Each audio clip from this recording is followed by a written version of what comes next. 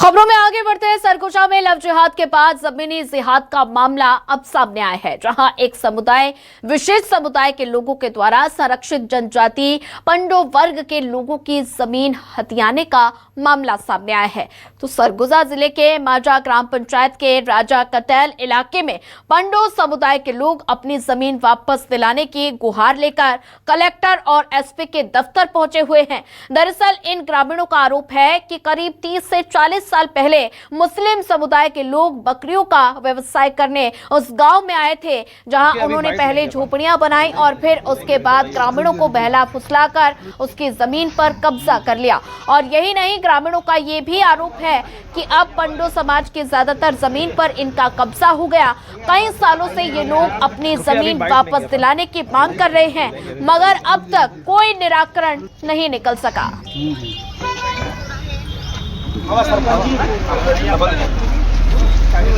वो कागज को आगे रख लीजिए।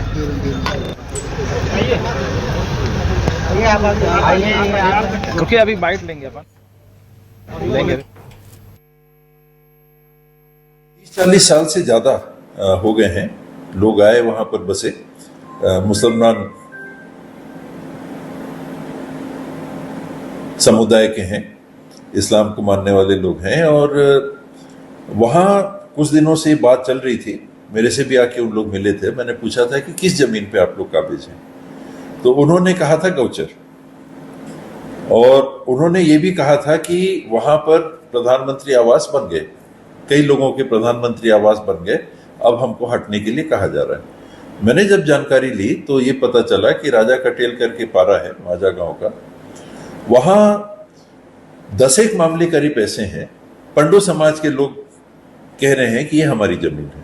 ये 30-40 साल पहले का मामला होगा। तो ये बात आती है सुनने में कि उस समय जो परिवार आए बाहर से घर बनाने के लिए, हो सकता है उनने कुछ पैसों का भी लेन देन किया हो और जमीन ले ली हो, नहीं बच सकते। आज उनके अगर उत्तराधिकारी आपत्ति कर रहे हैं या स्वयं सरकार संज्ञान में लेके कार्रवाई करेगी। राजा कटेल में जाकर के लोगों से मुलाकात करने के बाद ये समझ में आया कि कुछ लोग जो कि बकरियां खरीदने के बहाने उस गांव में आए थे और ऐसे बड़ी लोगों ने वहां पर आश्रय लेने के लिए कुछ झोपड़ी अपनी तैयार की।